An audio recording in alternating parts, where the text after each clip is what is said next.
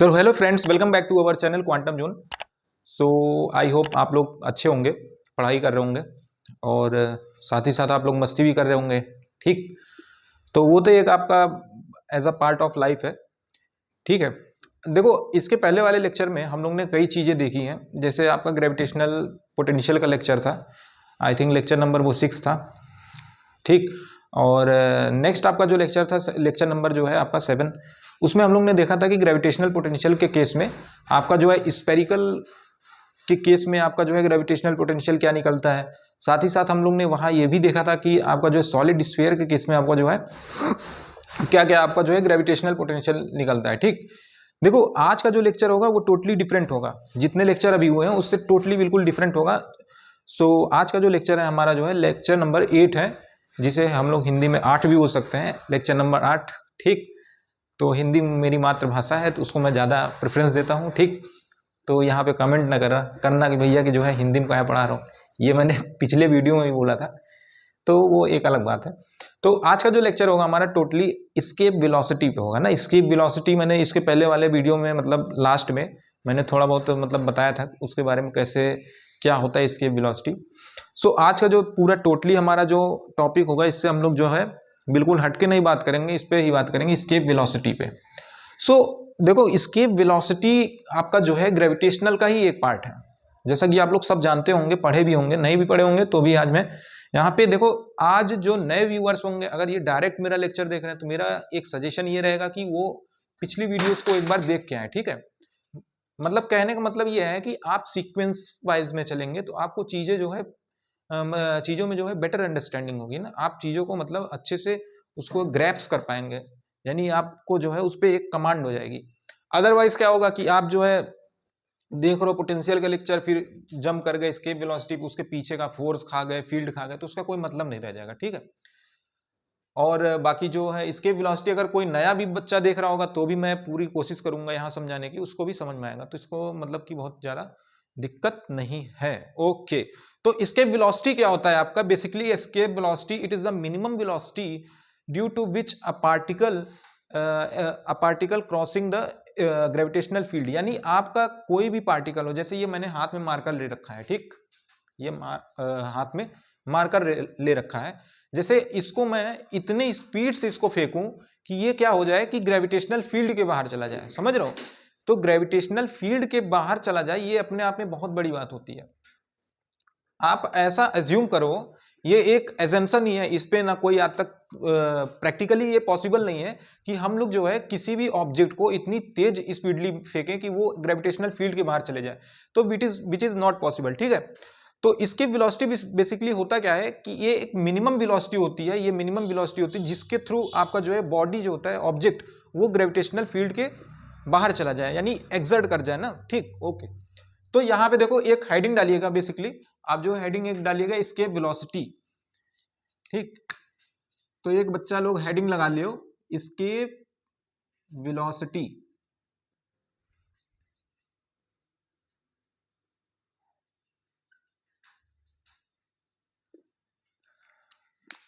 आज ऐसा हो गया कि मेरा एक फ्रेंड है, उसका भी जो है ब्लॉगिंग का चैनल है, तो जो है उसका नाम अमित गंगवार है, तो मैं इसके डिस्क्रिप्शन में आपको उसका लिंक चैनल का शेयर कर दूंगा आप लोग से, तो उसका भी चैनल वगैरह आप लोग जो है सब्सक्राइब कर लीजिएगा। ठीक है, साथ ही में हम लोग के पढ़ता है, ब्लॉग वगैरह डालता है, बाकी चीज़ें जो है करता है उस पर।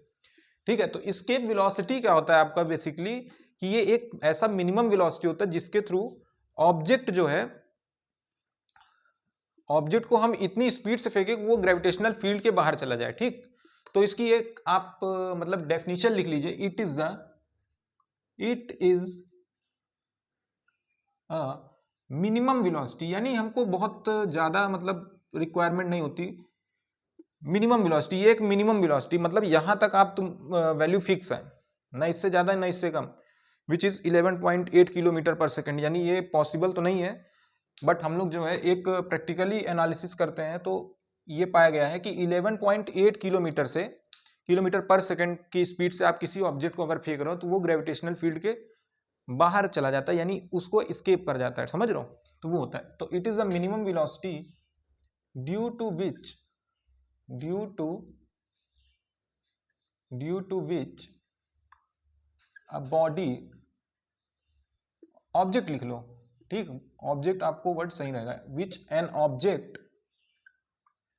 Object is crosses a gravitational field, यानी इतना मतलब आप स्पीडली ऑब्जेक्ट को फेंक रहे हो जो कि आपका ग्रेविटेशनल फील्ड के ही बाहर चला जा रहा है, क्रॉसेस अ ग्रेविटेशनल फील्ड, ठीक। ये आपका होता है कि इसकेप वेलोसिटी क्या होता है, इसकेप वेलोसिटी को हम लोग इसकेप स्पीड को से भी बोलते हैं ना, मतलब कि escape velocity is also known as the escape speed, आप इसको स्पीड भी बोल सकते हो। देखो मैं यहाँ पे थोड़ा सा काइनेमेटिक्स आपका चल रहा होगा, मोहित सर पढ़ा रहे होंगे, तो उसमें आपको वेलोसिटी क्या होता है, स्पीड क्या होता है, ये सारी चीजें बता चुके होंगे। आई होप उनका लेक्चर आप लोग देख भी रहे होंगे, नहीं देख रहे हैं तो भैया देख लो उसको जो है, ठीक है बना। तो मतलब जैसे कहने का मतलब यही होता है कि जैसे अब आपको जो है, अगर आपको फिजिक्स पढ़ रहे हो, ठीक है, सिंपल सी बात है भैया, देखो हम लोग भी जब पढ़ते थे अपने टाइम पे, जेई वगैरह की तैयारी करते थे, तो उसमें भी मतलब कई चीजें ऐसे होती थी कि मतलब कि एक बेसिक चीजें हम लोग जो है उसको हजम कर जाते थे, मतलब खा जाते थे। मतलब हम लोग को जब उस टाइम पे मतलब कि जब अंडरस्टैंडिंग होनी चाहिए थी उसकी, तब नहीं होती थी। उसके पहले बहुत आपस में जो है गॉसिप वगैरह करते थे, एक दूसरे को बताते कि ये स्पीड है, ये वेलोसिटी, मतलब आपको मतलब जैसे अब यहाँ पे मैंने बोला एस्केप वेलोसिटी, तो वेलोसिटी आपको तड़ से मतलब वहां स्ट्राइक करना चाहिए, डायमेंशन, वो डायमेंशन के बाद मोशन जो चैप्टर है वहां पे तड़ से आपको जो है स्ट्राइक करना चाहिए। वेलोसिटी क्या होता है, वेक्टर क्वांटिटी होता है, magnitude as well as direction होता है, ठीक है। स्पीड क्या होता है, स्केलर क्वांटिटी। तो ये सारी चीजें आपको जब क्लियर रहेंगी ना, तो इसकी वेलोसिटी आप ऑटोमेटिकली जो है आपको मतलब कि कैप्चर हो जाएगा, समझ रहे हो। एस्केप का मतलब कि होता है कि आपका कोई चीज बाहर जा रही है, ठीक है, एस्केप का मतलब ये हो गया। अब बाहर किससे जा रही है, मतलब एक वेलोसिटी के थ्रू जा रही है, यानी आप वेलोसिटी जितना अप्लाई कर लो उसके थ्रू आपका जो है ये ऑब्जेक्ट जो है ग्रेविटेशनल फील्ड से बाहर जाएगा। ओके, तो इसका अगर फॉर्मूले की बात करें तो फॉर्मूला क्या होता है इसका डेरिवेशन भी हम लोग देखेंगे, इसी लेक्चर में ही देखेंगे।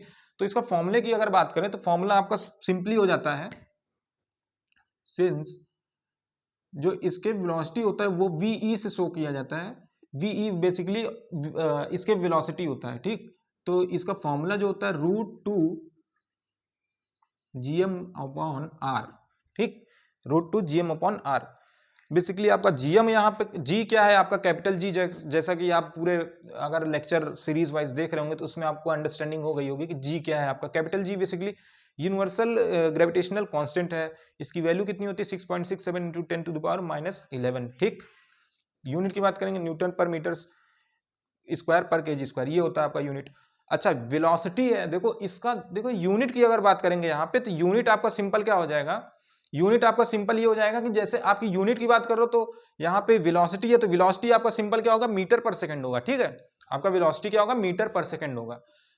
ज्यादा इसके बारे में सोचने की जरूरत नहीं कि जी की यूनिट क्या होगी, एम की यूनिट क्या। आप अगर ओवरऑल इन सब की यूनिट पुट करोगे तो आपका ओवरऑल ऊपर क्या बचेगा, ऊपर मीटर बचेगा, नीचे सेकंड बचेगा। तो ओवरऑल इसकी यूनिट जो होती है, एसआई यूनिट आप बोल सकते हो, एसआई यूनिट इज मीटर पर सेकंड, ठीक, ये होती है आपकी एसआई यूनिट। अच्छा डायमेंशन की बात करोगे तो डायमेंशन क्या होता है, तो डायमेंशन तो यार सिंपल होता है, जैसे आपका मीटर क्या होता है, लेंथ होता है, टी क्या होता है, टाइम होता है, सेकंड, तो आपका क्या होगा LT-1 हो जाएगा, सिंपल है ना। डायमेंशन की अगर बात करोगे आप, अगर आप इसके वेलोसिटी की डायमेंशन की बात कर रहे हो तो LT-1 हो जाएगा, ठीक। एम आपका क्या है, क्या कहते हैं कि एम क्या है आपका जो है एम नॉट हो जाएगा, तो यहाँ पे एम आपका 0, तो मैं 1 से शो कर दे रहा हूँ ना, तो ये होता है आपका डायमेंशन, ठीक। डायमेंशन देखो आपका जो है LT-1 होता है इसका, बेसिकली ये इसके वेलोसिटी होती है। अब देखो इसके डेरिवेशन पे हम लोग जाते हैं कि ये डेरिवेशन कहाँ से आया, ये फॉर्मूला कहाँ से जनरेट हुआ, इसके बारे में हम थोड़ा डिस्कस करते हैं। ओके, लगातार बोलते बोलते जो है सांस फूलने लगती है। ओके, तो देखो इसके बेसिकली ये फॉर्मूला आपका जो जहां से आया है इसके बारे में देखते हैं कि ये कहां से आया है, ठीक है। इसका डेरिवेशन देखते हैं। तो एक हेडिंग भैया लगा लियो सब लोग जो है, सबसे अनुरोध है कि एक हेडिंग लगा लियो कि ये डेरिवेशन इसका कहां से आया।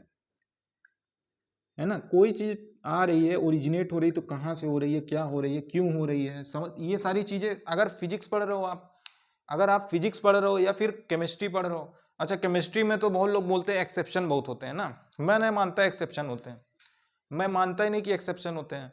आप अगर कोई चीज जो है, जैसे मान लो आप HCl से कोई मतलब ये HCl क्या हो गया आपका, हाइड्रोक्लोरिक एसिड हो गया, उससे आप किसी गैस का रिएक्शन करा रहे हो, तो जो प्रोडक्ट बनना उसका पर्टिकुलर एक कलर बनेगा, है ना, एक उसका जो है गैस का जो एवोल्यूशन होगा वो होगा, आपका जो है ऑर्डर होगा उसका वो जनरेट होगा। तो वो चीजें सारी फिक्स होती हैं। ये हम लोग मतलब आपस में मनगढ़ंत कहानी बना ली है कि ये सारी चीजें जो है एक्सेप्शन है, exception exception exception. But physics क्या है, आपके फंडामेंटल लॉ पे चलता है ना। फिजिक्स आपका क्या है कि फंडामेंटल लॉ पे चलता है। मतलब आपका एस्केप वेलोसिटी का जो फॉर्मूला होता है √2gm/r, ये आपका यहां भी वैलिड है, आप चले जाओगे यूनिवर्स में वहां भी वैलिड है, पूरे ब्रह्मांड में ये वैलिड है, पूरे यूनिवर्स में, समझ रहे हो आप।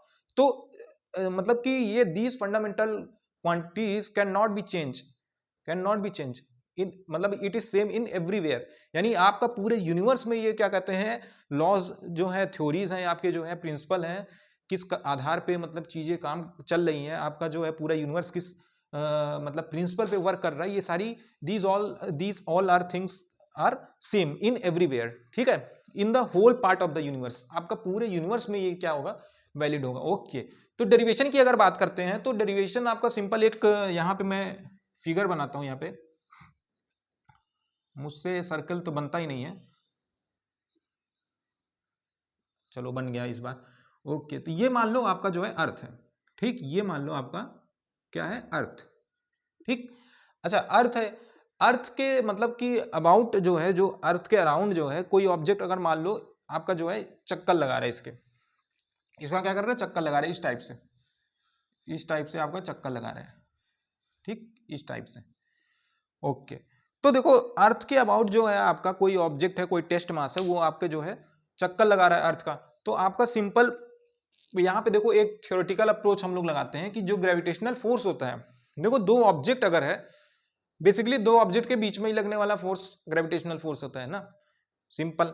और मैंने ये भी बताया कि ग्रेविटेशनल फोर्स आपको मतलब कि एक बड़े अमाउंट में, आपको एक बड़े मतलब कि पोजीशन में आपको तभी वो फील हो सकता है जब आपका ऑब्जेक्ट का जो मास हो वो बहुत ज्यादा हैवियर हो, है ना। जैसे अब हमारे आपके बीच जो है जो फोर्स लग रहा है ग्रेविटेशनल फोर्स, बिल्कुल लगता है, मैं नहीं कहता कि नहीं लगता, but we can't feel much more this force, यानी हम इसको बहुत ज्यादा फोर्स को जो है फील नहीं कर सकते, है ना। अगर हमारा आपका ऑब्जेक्ट, जैसे आप प्लैनेट की बात करो, तो प्लैनेट जो है आपके टोटल 9 है, समझ रहे हो। तो Mars, Jupiter, Saturn, Uranus, Neptune, ये सारे जो प्लैनेट्स हैं, इन सबके जो मासेस हैं, masses are much and much bigger, यानी ये साइज में आपके जो है बहुत ही ज्यादा बड़े हैं, और साथ ही साथ इसके मासेस भी बहुत ज्यादा हैं। तो जितना ज्यादा आपका मास होगा उतना ज्यादा आप इस ग्रेविटेशनल फोर्स को फील कर पाओगे। तो ये चक्कर में न रहना कि हमारे आपके बीच नहीं फोर्स लगता है, या आपके आपके बंदी के बीच में नहीं फोर्स लगता है ना, बहुत ज्यादा बोल दिया क्या। तो ये सारी चीजें तो चलती रहती हैं, पढ़ाई वढ़ाई पे ध्यान दो भैया, लड़की उड़की के चक्कर में न पड़ो, जिंदगी बर्बाद है। एक समय होता है कि जैसे मतलब कि आप किसी चीज के पीछे भाग रहे हो, भाग रहे हो, भाग रहे हो, मतलब कि जब वो समय आपका निकल जाता है ना, तब आपको ये रियलाइज होता है कि हाँ यार, हमने कहाँ अपना समय गंवा दिया, समझ रहे हो। तो ये चीज अभी मतलब अगर कर रहे हो तो चलो ठीक है, लेकिन मेरे तरफ से तो ना ही रहेगी, ये सब चीज ना ही करो तो ज्यादा बेटर रहेगा, ठीक है। तो इसके डेरिवेशन की अगर बात करते हो, तो ये आपका एक टेस्ट मास है, जो कि आपके क्या कर रहा है, अर्थ के अराउंड क्या कर रहा है, रोटेशन, यानी चक्कर लगा रहा है अर्थ के, समझ रहे हो। तो यहाँ पे हम लोग ने सिंपल बोल क्या दिया कि जो आपका ग्रेविटेशनल फोर्स है, जो कि हम लोग ने फर्स्ट लेक्चर में ही पढ़ रखा है, माने जो Fg है आपका, जो है ग्रेविटेशनल फोर्स है, वो हमारा क्या आता था, G M capital M small m upon r square. इसी को हम लोग इक्वेशन लेट कर लेते हैं, और साथ ही साथ हमने ये भी इक्वेशन पढ़ा है, Fc बराबर mv²/r, which is our second equation.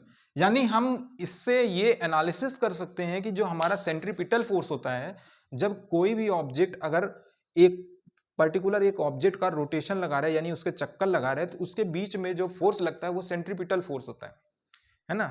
Centripetal बोल सकते हो, सेंट्रीफ्यूगल भी बोल सकते हो। सेंट्रीपिटल बेसिकली हम लोग जो है एक्सीलरेशन के वहां पे एक्सीलरेशन जो होता है, अच्छा ये ऐसा बोल सकते हो कि इसके बीच में जो लगने वाला एक्सीलरेशन होगा वो सेंट्रीपिटल एक्सीलरेशन होगा, और जो लगने वाला फोर्स होगा सेंट्रीफ्यूगल फोर्स होगा, which is equal to the half mv²/r।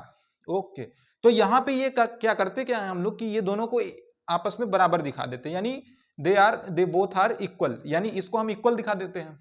भाई जाहिर सी बात है, आपका ऑब्जेक्ट का कोई मतलब एक ऑब्जेक्ट का दूसरा अगर कोई चक्कर लगा रहा है तो उसके बीच में जो लगने वाला फोर्स होगा centrifugal force and gravitational force is always equal. समझ रहे हो, ये इक्वल होगा। तो यही हम क्या करते हैं कि आगे चल के इसको इक्वल जब दिखा देते हैं तो यहां से देखो ये फॉर्मूला बनता है। देखो यहां से जैसे एफ जी ये हो गया। अभी देखो यहाँ पे एक बात और है, यहाँ पे एक बात और है, ये फोर्स तो लग ही रहा है, ये फोर्स तो लग ही रहा है, एफ सी तो लग ही रहा है। साथ ही साथ आप ये भी तो देखो, जब ऑब्जेक्ट आपका रोटेट कर रहा है, यानी इसके अर्थ के आपके अबाउट आपका जो है एक्सिस के अबाउट जो है आपका ऑब्जेक्ट रोटेट कर रहा है, तो रोटेशन आपका कहां से आ रहा है? वेलोसिटी से आ रहा है। यानी कोई ऑब्जेक्ट अगर आपका मूव कर रही है तो उसके अंदर जाहिर सी बात है स्पीड है, वेलोसिटी है, and at a particular time कि इसके पास आपकी जो है काइनेटिक एनर्जी भी जनरेट हो जाएगी ना। आपकी वेलोसिटी अगर है तो काइनेटिक एनर्जी भी जनरेट हो जाएगी। तो बेसिकली यहाँ पे जो ऑब्जेक्ट आपका रोटेट कर रहा है इसके पास कितने फोर्सेस हैं आपके, जो है एफ सी भी है, एफ जी भी है, और साथ ही साथ आपका काइनेटिक एनर्जी भी जनरेट होगी ना, क्योंकि मोशन हो रहा है, ऑब्जेक्ट का मोशन हो रहा है। तो ऑब्जेक्ट अगर मोशन हो रहा है तो यहाँ पे काइनेटिक एनर्जी भी जनरेट होगी। तो काइनेटिक एनर्जी कितना हो जाता है? Half M V square. ठीक, हाफ एम वी स्क्वायर। ठीक, अच्छा वी स्क्वायर को ही हम लोग बोल देते हैं एस्केप वेलोसिटी। जो वी स्क्वायर है इसी को हम लोग बोल देते हैं VE, which is basically escape velocity. ठीक है, यही एक ऐसा मतलब कि मिनिमम वेलोसिटी है जिसके थ्रू हम किसी ऑब्जेक्ट को अगर मतलब कि इतनी मतलब कि 11.8 समथिंग किलोमीटर पर सेकंड की स्पीड से आपको जो है अगर फेंकते हो तो वो ग्रेविटेशनल फील्ड के बाहर चली जाती है। ठीक, अब देखो ये क्या करेंगे कि ये थर्ड इक्वेशन हो गई, ये थर्ड इक्वेशन हो गई। अब यहाँ पे थोड़ा सा मतलब ये सोचो कि यहाँ पे देखो ये इक्वेशन आपका बहुत ज्यादा यहाँ पे इसका कोई सिग्निफिकेंस नहीं है ना। एफ सी का जो सिग्निफिकेंस है ज्यादा नहीं है, बेसिकली इन दोनों का ज्यादा यहाँ पे सिग्निफिकेंस है। तो आप ये बोल सकते हो कि जब आपका ऑब्जेक्ट कोई जो है अर्थ के अराउंड रोटेट कर रहा है तो वो काइनेटिक एनर्जी जो होगी किसके इक्वल होगी? जो काइनेटिक एनर्जी होगी आपकी जो है ये फोर्स के इक्वल हम लोग दिखा देते हैं ना, ग्रेविटेशनल फोर्स के। तो यहां से हम लोग बोलते हैं कि इक्वेशन पहला और तीसरा, equation first and third equal दिखा देते हैं, हम इसको इक्वल दिखा देते हैं। जब हम इसको इक्वल दिखाएंगे तो यहां से आपका रिजल्ट क्या निकलेगा कि एफ जी जो होता है यानी ग्रेविटेशनल फोर्स किसके बराबर हो जाता है? काइनेटिक एनर्जी के, काइनेटिक एनर्जी के, काइनेटिक एनर्जी के। ठीक, या आप ऐसा भी बोल सकते हो कि जो ये अगर ये इक्वल है तो ये जाहिर सी बात है एफ जी जो होगा वो काइनेटिक एनर्जी का डिफरेंस होगा, यानी एफ जी माइनस के ई डिफरेंस होगा। यानी दोनों के बीच का डिफरेंस ही तो हम देख रहे हैं। जब दोनों का बीच का डिफरेंस देख रहे हैं यानी ये जीरो के बराबर होगा, तभी तो ये इक्वल होगा। यानी आप यहां से जी एफ जी की वैल्यू अगर रखोगे तो G times of M upon R square.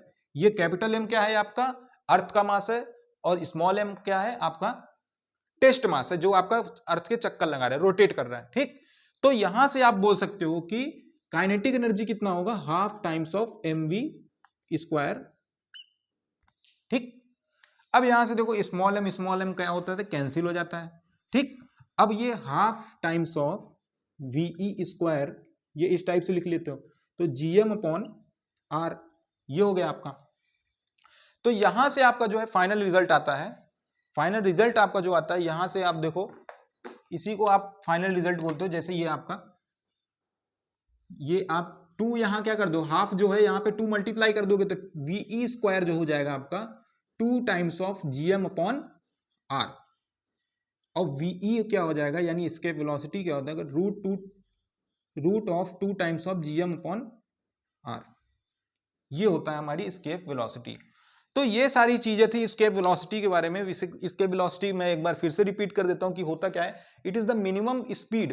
देखो मिनिमम की स्पीड मैं लिखना भूल गया। मिनिमम स्पीड यहां होगा ना, minimum speed it is the minimum speed बोल सकते हो, वेलोसिटी बोल सकते हो, it is the minimum speed due to which an object crosses a gravitational field, यानी ऑब्जेक्ट जो है आपका ग्रेविटेशनल फील्ड को क्या कर रहा है, क्रॉस कर जा रहा है ना, क्रॉस कर जा रहा है।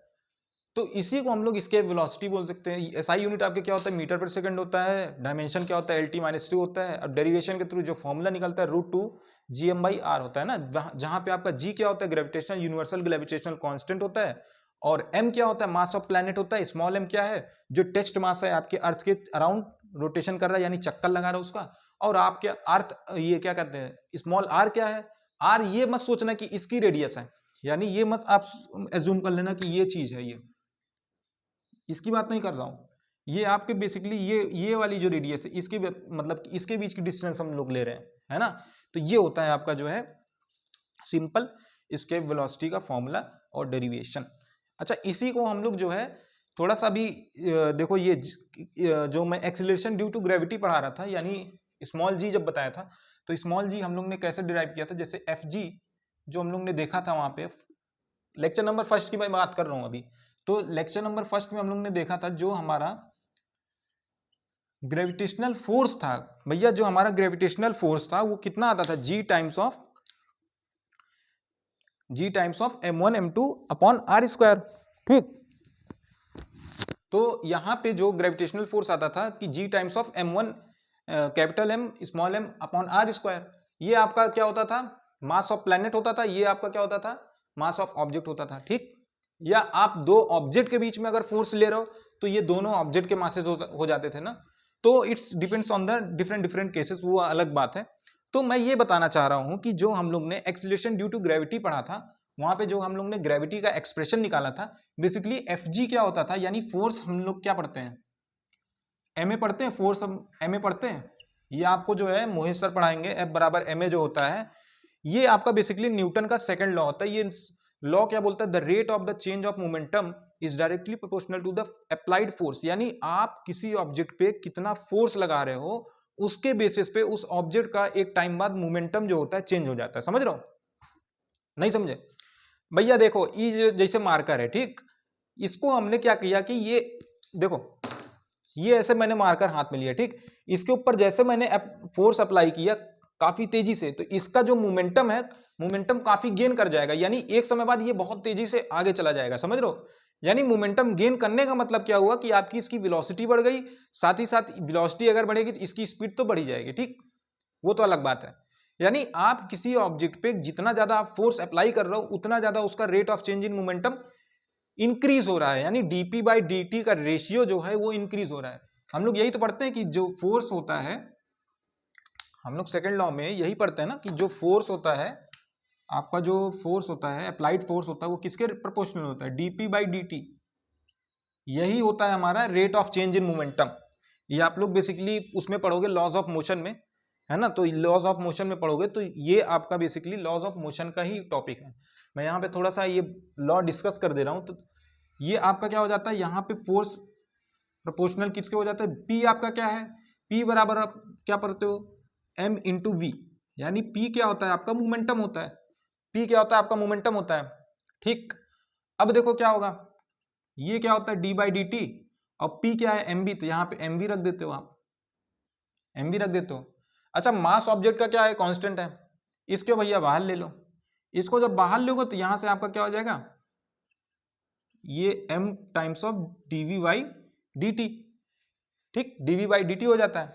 अब यहां से प्रोपोर्शनलिटी कांस्टेंट अगर हटाओगे तो यहाँ पे एक constant proportionality constant k add करते हैं, जहां पे हमारा ये क्या होता है m, और dv/dt को हम लोग क्या बोलते हैं, rate of change in velocity क्या होता है, एक्सेलरेशन होता है, यहां से ये हो जाता है एक्सेलरेशन।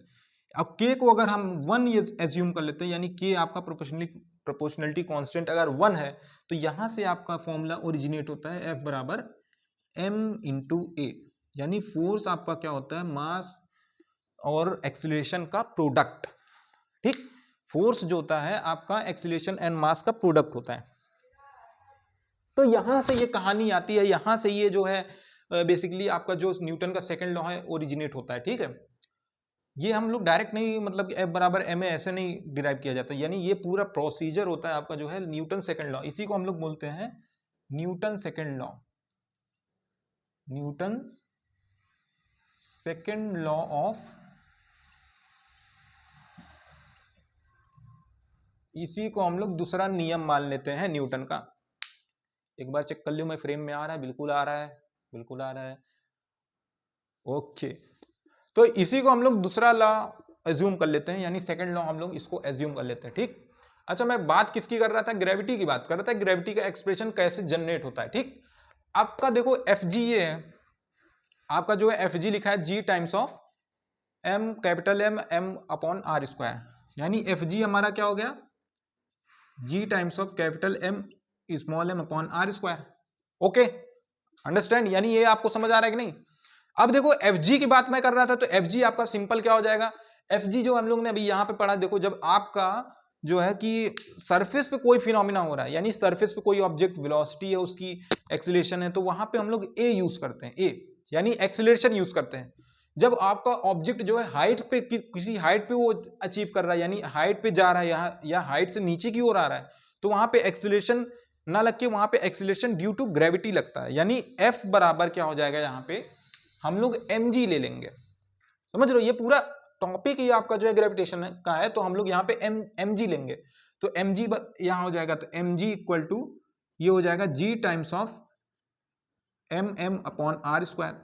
एम में अपना कंफ्यूज हो जाएगा बच्चा लोग, m में ना कंफ्यूज होना, क्योंकि m जो है कैपिटल M आपका अर्थ का मास है, और स्मॉल m आपका जो है ऑब्जेक्ट का मास है, which is rotating about the earth axis, यानी आपका जो ऑब्जेक्ट रोटेट कर रहा है अर्थ के अराउंड, वो आपका जो है क्या कहते हैं, इसका मास है स्मॉल एम। ठीक, अब ये दोनों फॉर्मूला आप इक्वेट कर दो, तो यहां से स्मॉल एम देखो क्या हो रहा है, कैंसिल हो रहा है, तो जी का जो एक्सप्रेशन आता है यहां से जी टाइम्स ऑफ ये, ठीक, ये आता है एक्सप्रेशन, यानी यहां से आपकी ये ग्रेविटी की वैल्यू आती है। ठीक, अब इस फॉर्मूले को थोड़ा सा मतलब आप देखो अच्छे से, इस फॉर्मूले को थोड़ा सा देखो, तो यहां से हमको क्या मिल रहा है, देखो यहां से हमको एक रिजल्ट और मिल सकता है, जैसे ये क्या है root two G M by R, तो ये देखो यहां से क्या बनेगा, ये G M by R square है ये। ठीक, root two G M by A R है, तो हम लोग रूट टू ऐसे सिंपल लिखते हैं, और जी एम बाई आर आपका क्या हो जाएगा,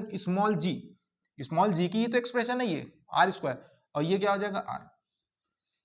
तो यहां से आपको एस्केप वेलोसिटी जो है इस फॉर्म में भी आपको लिख सकते हो, कि आपको अगर एग्जाम में क्वेश्चन आ गया कि स्मॉल जी की वैल्यू गिवन है, आपकी रेडियस की वैल्यू गिवन है, तो आप डायरेक्टली यहां से मतलब अप्रोच कर सकते हो क्वेश्चन को, कि रूट टू जी आर आप डायरेक्ट इक्वेशन अप्लाई करो, वहां से आप जो है मतलब कि पर्टिकुलर क्वेश्चन को आप सॉल्व कर लो, वहां से जो है कैलकुलेशन आप जो है इजी कर लो। ठीक, अच्छा मैं इसके पहले वाले वीडियो में एक बात बोला था आपसे, कि अगर आप लोग क्वेश्चन करते हो ग्रेविटेशन का, यानी आपके पेपर में क्वेश्चन आता है, तो अगर वहां स्मॉल जी की वैल्यू अगर गिवन है, यानी गिवन है, तब तो कोई बात नहीं, अदरवाइज आप कैलकुलेशन को आप इजी करने के लिए आप जी की वैल्यू जो है 10 मीटर पर सेकंड ले सकते हो। ठीक, अप्रॉक्स वो 9.8 मीटर पर सेकंड होता है, बट आप क्या कर सकते हो कि कैलकुलेशन को जस्ट इजी करने के लिए आप जो है 10 मीटर पर सेकंड ले सकते हो, दैट्स ऑल। ठीक, अब देखो इसके एक क्वेश्चन के ऊपर चलते हैं, तो इसको भैया थोड़ा आप लोग जो है कॉपी किताब में नोट कर लो, इधर उधर ना देखो, ठीक है, जब पढ़ते रहा करो, जब आप लेक्चर देखा करो, मेरा देखो किसी और का देखो, तो आप जो है सारा डिस्ट्रैक्शन एकदम से बंद कर दो, है ना, गर्लफ्रेंड का फोन आ रहा है, चाचा का फोन आ रहा है, मम्मी का फोन आ रहा है, वो सब छोड़ दो। ठीक है, तो एक समय के लिए आप जो है यहाँ पे स्टिक रहो, ब्लैक बोर्ड पे, हालांकि ये व्हाइट बोर्ड है, तो ठीक है, यहाँ पे आप स्टिक रहिए थोड़ी देर के लिए। ओके, इसके बाद हम लोग देखो एक क्वेश्चन देखेंगे यहाँ पे ग्रेविटेशन का, मतलब कि इसी टॉपिक से रिलेटेड है, इसके वेलोसिटी का। ठीक, इस पे जगह बच रही है कि नहीं, मैं एक बार फ्रेम में देख लूं। ओके, नहीं बच रही है, चलो भैया इसको फिर मिटा लो सब लोग। ठीक, इसको मैं इसका खल्लास करने जा रहा हूं। ठीक, ओके, नोट कर लियो, नोट कर लियो भैया, नोट कर लियो, जल्दी जल्दी जल्दी। 1 2 3, मैं गलत नंबर गिन रहा हूं, चलो 10 से स्टार्ट करते हैं, 10 से। 10 9 8 6 5 4 4 3 2 1 0। चलो इसको अब मैं रफ करता हूं। ठीक, ओके, अब मैं इसको रफ कर दिया। ठीक, अरे सर क्या पढ़ा रहे हो, जो है आप समझ में आ नहीं रहा, आएगा भैया समझ में आएगा, हम भी ऐसे यूट्यूब पे जब लेक्चर देखते थे तब समझ में नहीं आता था। सर पढ़ाई लिखाई का कुछ मतलब है कि नहीं जीवन में, बहुत है, बहुत है। देखो आप जो किसी भी काम को कर रहे हो, मैं ये नहीं कह रहा हूँ कि आप पढ़ाई कर रहे हो या कुछ और कर रहे हो, आप किसी भी काम को कर रहे हो, आप उसको मतलब एक स्ट्रेटजी से कर रहे हो तो वो आपके लिए बेनिफिशियल हो सकता है। एक आदमी अगर ठेला भी लगाता है ना तो वो उसकी मजबूरी से अपने अपने मजबूरी से लगाता है। हर इंसान अपना काम मजबूरी की वजह से कर रहा है। आपको ना बताओ तो ये चीजें मतलब थोड़ा सा जानो। मैं ये नहीं कह रहा हूँ कि मतलब पढ़ाई में ही हर चीज है आपकी, कई सारी फील्ड है आप जो है बहुत अच्छी अच्छी फील्ड है ना, तो उसमें भी आप जा सकते हो। बट ये है कि आप यहाँ अगर आए और रिस्क लेके अपने माँ बाप का पैसा लगा के आओ तो यहाँ आप फोकस रहो, ठीक है। इसके अलावा मतलब और कहीं मतलब तुम्हारा मन जाना ही नहीं चाहिए। अगर जा रहा है तो भैया फिर खतरे में हो, फिर एस्केप वेलोसिटी जो है एस्केप नहीं करेगी, ग्राउंड पे ही रहेगी, समझ रहे हो। ओके चलो, तो आपका मैं यहाँ पे देखो एक क्वेश्चन दिया है। अच्छा ये मैंने एक बताया था कि एस्केप स्पीड जो होती है आपकी जो है अर्थ की 11.186 किलोमीटर पर सेकंड की होती है। यहाँ पे मैं एक पॉइंट लिखना भूल गया था, चलो ठीक है। यहाँ पे मैं क्वेश्चन यहाँ पे लिखता हूँ। क्वेश्चन क्या है आपका जो है ये आपका जो है डेटा गिवन है। तो डेटा आपका क्या गिवन है, डेटा आपका गिवन है जी की वैल्यू जो गिवन है, जी की वैल्यू जो गिवन है 6.67 इंटू 10 टू द पावर -11 और आपकी वैल्यू क्या गिवन है, ये न्यूटन मीटर पर केजी स्क्वायर हो जाएगा, न्यूटन पर स्क्वायर केजी स्क्वायर। ओके, और दूसरी जो वैल्यू आपकी गिवन है वो फर्स्ट का ए मान लो, ये बी मान लो। दूसरी आपकी जो मास ऑफ, अच्छा मार्स जो हमारा मंगल ग्रह है उसका जो है मास हमको गिवन है, यानी मास आपका कितना गिवन है 6.46 into 10 to the power 23 kg। समझ रहे हो, बहुत ही ज्यादा मास है। मैंने वही बताया ना कि आपको जो है कि ग्रेविटेशनल फोर्स एक ऐसा फोर्स है कि जितना ज्यादा आपका मास होगा उतना ज्यादा आप जो है इस फोर्स को फील कर सकते हो, इस फोर्स को फील कर सकते हो। अदरवाइज भाई देखो हमारे तुम्हारे बीच में नहीं पता चलेगा कि ग्रेविटेशनल फोर्स है, बहुत ही नेग्लिजिबल होता है, बहुत ही नेग्लिजिबल होता है, मतलब कि हम लोग उसको फील कर ही नहीं सकते। ठीक, ओके। तो यहाँ मास की वैल्यू मैंने, रेडियस की वैल्यू हमें कितना है दी है, रेडियस की वैल्यू हमारी कितनी है, रेडियस की वैल्यू जो है हमारी 3.39 into 10 to the power 6 metre. ठीक, ये है रेडियस की वैल्यू। अब यहां पे देखो एस्केप वेलोसिटी पूछ रहा है, यानी वीई पूछ रहा है, वीई पूछ रहा है। तो वीई का सिंपल आपको फॉर्मूला लगाना है और आंसर निकालना है।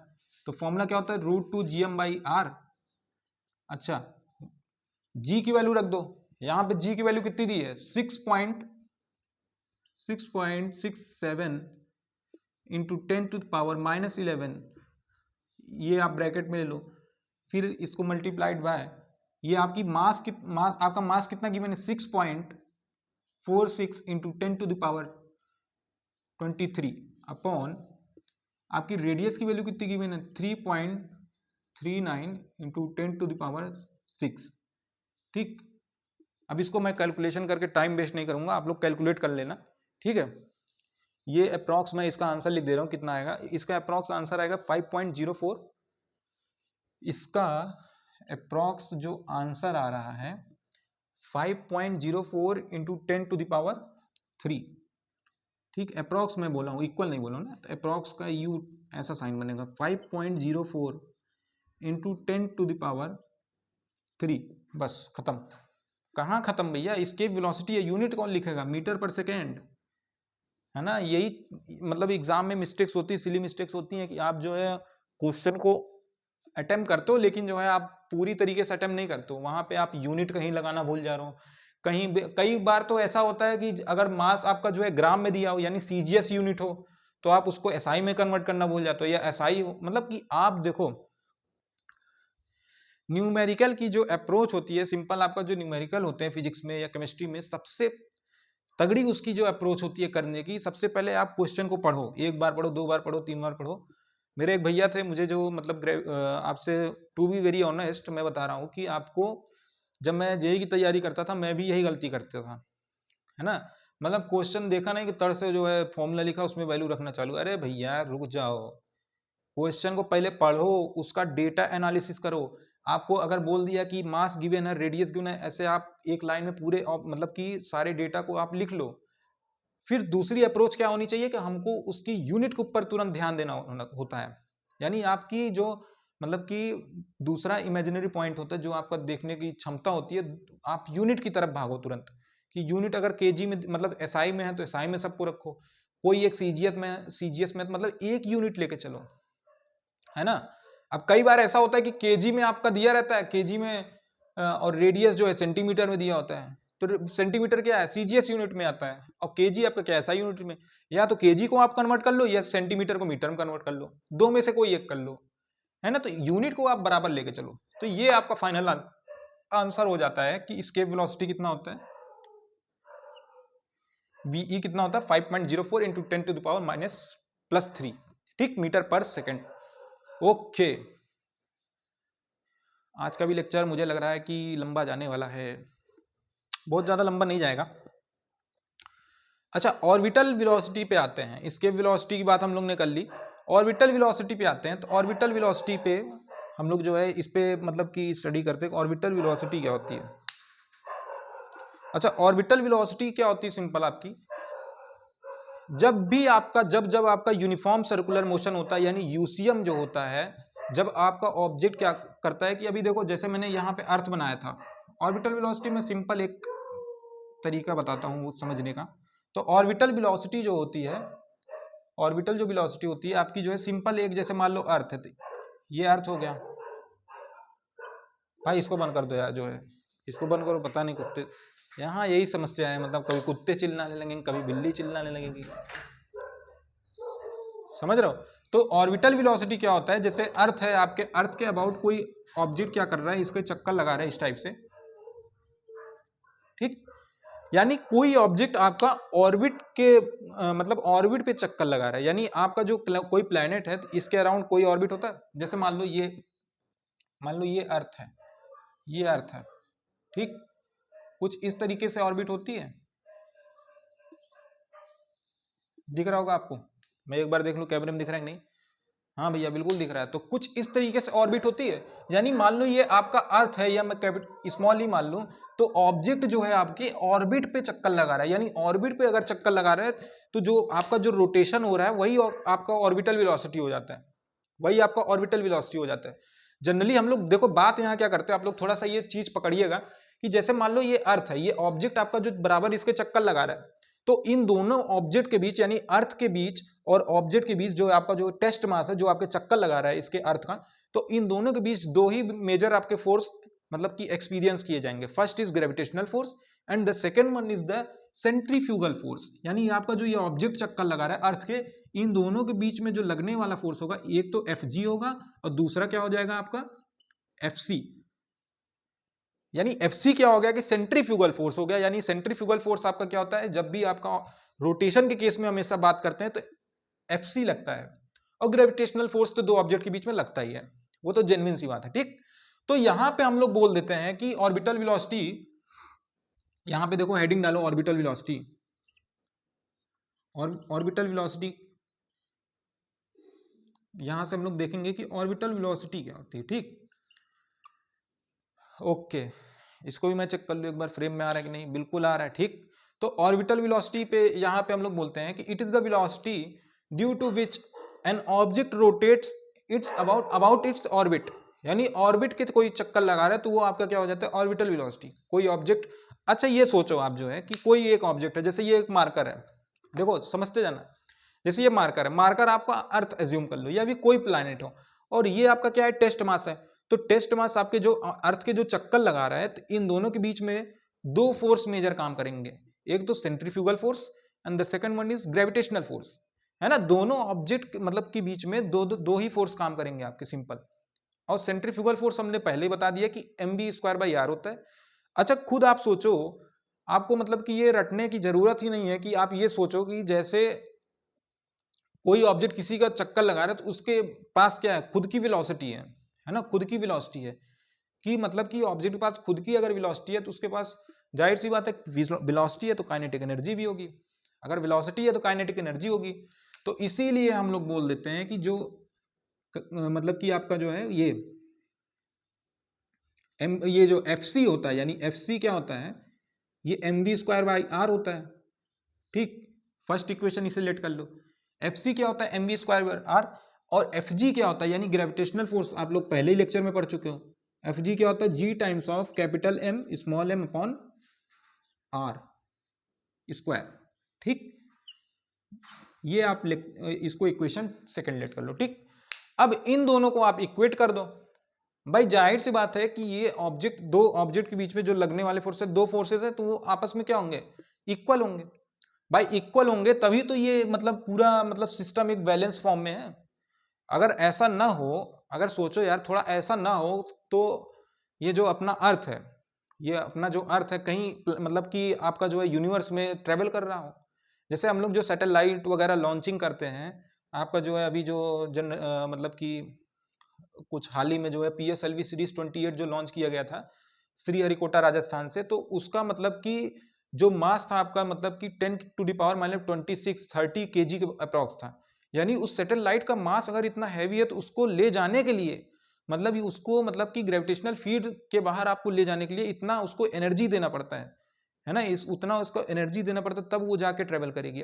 अदरवाइज वो आपका जा ही नहीं सकती, ग्रेविटेशनल फील्ड से बाहर जा ही नहीं सकती। ठीक, ओके, तो मैं क्या बात कर रहा था, ये दोनों इक्वेशन आपकी जो है जनरली आती है। तो यहां से इन दोनों इक्वेशन को क्या कर सकते हो कि फ्रॉम, बोल सकते हो कि ये दोनों इक्वल है, फ्रॉम 1 and 2 आर इक्वल। ठीक, अब यहां से इक्वल आप करते हो तो एफ सी बराबर क्या आ जाता है, एफ जी। और एफ सी हमारा क्या है, एफ सी हमारा क्या है कि सेंट्रीफ्यूगल फोर्स है। सेंट्रीफ्यूगल फोर्स हमारा क्या हो जाएगा, M V square by R. और एफ जी क्या है हमारा, G times of M capital M small M upon R square.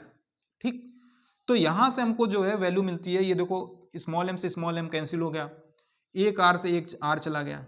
ठीक, तो यहां से जो आपका जनरल जो फॉर्मूला बनता है वी स्क्वायर बराबर क्या हो जाता है, जी एम अपॉन आर। या फिर हम इसी को ये बोल देते हैं कि वी बराबर क्या हो जाता है, G M upon R with under root sign. ठीक, ये आपका जो है ऑर्बिटल वेलोसिटी होता है ना, यहां से हम बोल सकते हैं कि ये ऑर्बिटल वेलोसिटी होता है। तो इसको मैं थोड़ा सा हाईलाइट करना चाहूंगा कि यहां आप ऑर्बिटल वेलोसिटी जो होती है आपकी G M upon R with root, यानी रूट के साथ आपका ये फॉर्मूला आता है, ऑर्बिटल वेलोसिटी ये होता है। अच्छा, अब देखो क्वेश्चन आपको इसमें ये आ सकता है कि जो है एक टेस्ट मास है आपका अर्थ के अराउंड रोटेट कर रहा है, या ऑब्जेक्ट मतलब अराउंड उसके चक्कर लगा रहा है, उसका मास कुछ गिवन है और ग्रेविटेशनल कांस्टेंट की वैल्यू 6.67 × 10⁻11 गिवन है, आपको उन दोनों के बीच की रेडियस गिवन है, तो आपको ऑर्बिटल वेलोसिटी पूछ सकता है या फिर इसके वेलोसिटी भी पूछ सकता है, तो आप वहां से कैलकुलेट कर सकते हो। ठीक, which is very easy, which is very basically easy. तो आप इसको सॉल्व करके मतलब बता सकते हो कि हाँ भाई ऑर्बिटल स्पीड कितनी होगी या फिर ऑर्बिटल वेलोसिटी कितनी होगी। ओके, अच्छा इसके बाद जो है आपका जो है एक रिलेशन आता है सॉरी छोटा सा एक रिलेशन यहाँ पे लिख लो, छोटा सा एक रिलेशन यहाँ पे लिख लो। इसके बाद हम लोग इस लेक्चर की पर्टिकुलर लेक्चर की समाप्ति की ओर हम लोग बढ़ते हैं मतलब फिनिशिंग पॉइंट पे आप लोग जो है इस लेक्चर पे जा रहे हो। ओके, अब देखो यहाँ पर रिलेशन क्या होता है, दोनों के बीच रिलेशन क्या होता है, तुम्हारा वाला रिलेशन की बात नहीं कर रहे हैं, समझ रहे हो, तुम्हारे रिलेशन को एकदम साइड हटा दिया, यहाँ पे ऑर्बिटल और इसके वेलोसिटी के रिलेशन के बारे में बात कर रहे हैं। ठीक, तो रिलेशन यहाँ पे रिलेशन डालना रिलेशन बहुत गंदी चीज होती है, रिलेशन बिटवीन, मैं इसको शॉर्ट फॉर्म में लिखता हूं वीई एंड वीओ। ठीक, वीई एंड वीओ, वीई क्या है आपका एस्केप वेलोसिटी है और वीओ क्या है आपका जो है ऑर्बिटल वेलोसिटी। ठीक, दिख रहा भैया, दिख रहा है, ओके। अब देखा भैया कहा हुआ है यहाँ, इसके वेलोसिटी आपको पता ही है क्या होता है, इसके वेलोसिटी आपको पता ही है क्या होता है। ठीक है, इसके वेलोसिटी आपका क्या होता है, 2 times of GM by R. ठीक, √2 times of GM by R. And orbital velocity भी आपको पता है, ऑर्बिटल वेलोसिटी क्या होता है आपका, जीएम बाई आर। तो इन दोनों में आपका रिलेशन जनरली क्या होता है बताओ, जो एस्केप वेलोसिटी होता है वो √2 टाइम्स ऑफ ऑर्बिटल वेलोसिटी हो जाता है, √2 टाइम्स ऑफ ऑर्बिटल वेलोसिटी। यानी आप देखो √2 टाइम्स ये ज्यादा है, ये वाली भी क्वांटिटी सेम है, ये वाली भी क्वांटिटी सेम है, बस फर्क क्या आ रहा है √2 का। यानी √2 ये एस्केप वेलोसिटी जो होता है √2 टाइम्स ऑफ ऑर्बिटल वेलोसिटी।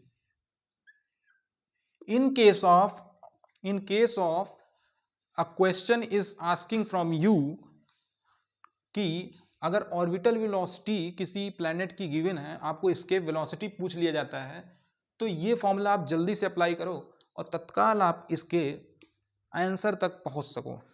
ठीक, यानी आपको एस्केप वेलोसिटी अगर पूछा है तो ऑर्बिटल वेलोसिटी की वैल्यू आपको गिवन अगर है तो ऑर्बिटल वेलोसिटी को √2 से मल्टीप्लाई कर दो, एस्केप वेलोसिटी मिल जाएगी। और दूसरी चीज क्या है कि अगर एस्केप वेलोसिटी आपसे पूछी गई, मतलब ऑर्बिटल वेलोसिटी पूछी गई हो, तो ऑर्बिटल वेलोसिटी क्या हो जाएगी, एस्केप वेलोसिटी अपॉन √2, ये भी हो सकता है। तो मतलब कुछ भी पूछ सकता है आपको, जो है आपको एक मतलब एप्लीकेशन आना चाहिए कि कैसे चीजों को मतलब हैंडल करना है। बहुत मतलब रफ एंड टफ वाली चीजें नहीं है कि आप नहीं कर सकते हो, ऐसा नहीं है ना। अच्छा, तो ये बात हो गई। तो ये लेक्चर जो है यहीं पे आपका जो है फिनिश होता है। इसके बाद जो हमारा जो टॉपिक रहेगा, एक बार मैं चेक कर लूं, क्योंकि मैं एकदम टॉपिक पे स्टिक होके चल रहा हूं इस समय, क्योंकि कभी भी कोई भी लेक्चर आ जाता है समझ में नहीं आता है। ठीक, तो बेसिकली आपको आज का लेक्चर जो है समझ में आया होगा, आई होप। मैं आप लोग से आशा करना चाहता हूँ कि आप लोग को लेक्चर बहुत ही पसंद आया होगा। ठीक, तो इसकी वेलोसिटी हो गया, आपका ऑर्बिटल वेलोसिटी होगा। इसके बाद हम लोग चलेंगे केपलर्स लॉ पे, है ना। केपलर्स लॉ, केपलर साहब ने भी बहुत बड़ा अपना जो है कंट्रीब्यूशन दिया है, मतलब ग्रेविटेशनल के, मतलब ग्रेविटेशन के पूरे टॉपिक में। आपका जो है देखो, जब भी आपका फिजिक्स का नाम आता है तो दो नाम हमेशा आता है, एक आपका जो है न्यूटन का, न्यूटन सर आइजैक न्यूटन। देखो आज जो चीज़ें चल रही हैं आपके यूनिवर्स में, चल रही जितने भी एक्सपेरिमेंट वगैरह हो रहे हैं, जितने भी आपके जो है लॉज हैं, सब हमारे जो है ये मतलब कि सर आइजैक न्यूटन के, मतलब मोस्ट ऑफ द अगर बात करें क्लासिकल मैकेनिक्स में, most of the principal and the fundamental quantities and derived quantities are given by the sir Isaac Newton. तो मतलब ये है कि ऐसा आप भी कुछ मतलब कोशिश करो। मतलब मैं ये सोचता हूँ कि जो साइंटिस्ट हम लोग को इतना सारी चीज़ें प्रोवाइड कर दिए हैं कि हम लोग जो है मतलब अच्छा खासा पढ़ सके। अब सोचो यार, जो चीज़ें हम लोग को गिवन है वो चीज़ हम लोग नहीं पढ़ पा रहे हैं, तो आप ये जरा सोचो कि वो लोग मतलब खोज कैसे किए होंगे। मतलब कि ये आदमी को समझ में आना चाहिए कि उस टाइम पे उन लोगों की क्यूरियोसिटी कितनी होगी। क्यूरियोसिटी मतलब कि आप इच्छुक, आप अंदर से कितने ज़्यादा इच्छुक हो किसी काम करने के लिए। मैं फिर से बोल रहा कि ये पढ़ाई लिखाई मतलब कि जैसे मैं ये नहीं कह रहा हूँ कि आप जो है पढ़ लिख के ही मतलब सब कुछ करो, लेकिन हाँ, ये इस फील्ड में अगर आए हो, इस फील्ड की विधा यही है कि यहाँ जीतना कैसे है। अगर आप एग्जाम देने जा रहे हो, आपको इसके वेलोसिटी नहीं पता, ऑर्बिटल वेलोसिटी नहीं पता, लेकिन आपको ये पता है कि कितने नंबर का हमको क्वेश्चन करना है तो हमारा सिलेक्शन हो जाए। मैं ये बताना चाहता हूं कि कोई भी एग्जाम होता है, कोई भी कंपटीशन होता है, वहां पे ये आपको जरूरी नहीं कि कितना आता है, आपको ये जरूरी ज्यादा है कि आपको कितना अच्छे से आता है। कितना आता है ये बत जाओ, मतलब जो चीज आप पढ़ रहे हो, 4 क्वेश्चन कर रहे हो फिजिक्स में, 4 मैथ में कर रहे हो, 4 केमिस्ट्री में कर रहे हो, अगर चारों सही है तो भी आपकी जो है एक्यूरेसी जो होती है, जेई देखो बेसिकली एक्यूरेसी मांगता है। आपको ये नहीं कहता कि जो है सब क्वेश्चन अटेम्प्ट कर दो और पता लगा सब माइनस मार्किंग हो गई तो 0 बराबर आ गए। तो वहां पे एक्यूरेसी, आप अगर आप 10 क्वेश्चन करके आ रहे हो, सपोज दैट आप मैथ का पेपर अटेम्प्ट करते हो जेई में, आपका 10 क्वेश्चन वहां पे अटेम्प्ट किए और 8 सही हो गए, तो आपकी एक्यूरेसी क्या हो जाएगी, बहुत ही मतलब कि ज्यादा हो जाएगी। और जेई में इतिहास रहा है कि मैथ का पेपर तो हमेशा टफ आता है। सिंपल है यार भाई, देखो जेई क्या है कि मतलब कि मैथ का पेपर इसलिए टफ बनाता है क्योंकि भाई कंपटीशन आपका मैथ में ही होता है। फिजिक्स केमिस्ट्री तो बेसिकली मतलब कि पढ़ के अगर ठीक ठाक आए हो तो मतलब इतना अटेम्प्ट कर दो कि 10-10 क्वेश्चन कर सकते हो, 10-15 केमिस्ट्री में तो और ज़्यादा कर सकते हो, केमिस्ट्री में क्योंकि स्कोरिंग रहता है। केमिस्ट्री में तो मतलब कि आपका जो है टॉपिक डिवाइड ही रहते हैं कि इस टॉपिक से इतने क्वेश्चन आना है, फिजिकल से इतना आना है, ऑर्गेनिक से इतना आना है। बट मैथ में ये प्रिडिक्टेबल नहीं है। मैथ में कभी कभी क्या होता है कि एक ही टॉपिक से 2-4 क्वेश्चन पूछ ले जाते हैं, कभी कभी उस टॉपिक से ही नहीं पूछे जाते हैं। तो ये मतलब कि अगर पूछ भी लिए जाते हैं, जो टॉपिक आप पढ़ के भी जा रहे हो, जैसे मान लो कोऑर्डिनेट ज्योमेट्री है, स्ट्रेट लाइन है, पैराबोला है, हाइपरबोला, ये सब के क्वेश्चन आप करके जा रहे हो, तो भी वहां ऐसा क्वेश्चन इसी टॉपिक से ही पूछते हैं कि वो मतलब करना जो है अपने आप में एक चैलेंज हो जाता है। समझ रहे हो? तो मतलब ये है कि आप कितना मतलब कि एक्यूरेसी के साथ काम कर रहे हो, कितना अच्छे से काम कर रहे हो, वो आपको मैटर करता है। ठीक, वो चीजें आपको जो है ज्यादा बेनिफिट देती है, ज्यादा आपके लिए मैटर करती है। ठीक, ओके, तो इसी के साथ मैं यहाँ से अलविदा लेना चाहूँगा। सो आप लोग जो है इस टॉपिक को अच्छे से पढ़िए। इसके बाद आपका केपलर्स लॉ आएगा, उसमें हम लोग पढ़ेंगे कि जो है प्लेनेटरी मोशन के बारे में पढ़ेंगे, जो आपके प्लैनेट्स मोशन होते हैं। और जो आपका केपलर का जो थर्ड लॉ है, केपलर सर का थर्ड लॉ, जो बेसिकली बहुत फेमस है, R cube is directly proportional to the T square, यानी आपका जो है रेडियस का जो क्यूब होता है वो टी स्क्वायर के प्रोपोर्शनल होता है। ये सारी चीजें हम लोग जो है आने वाले लेक्चर